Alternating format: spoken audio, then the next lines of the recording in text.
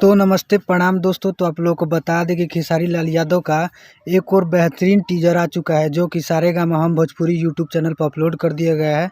तो दोस्तों आप लोगों को बता दें कि ये गाना आप लोगों को कल सुबह 7 बजे देखने को मिलेगा। तो आप लोग इस टीजर को सुनिए जो कि सारेगामा हम भोजपुरी यूट्यूब चैनल पर अपलोड कर दिया गया है आज शाम 4 बजे।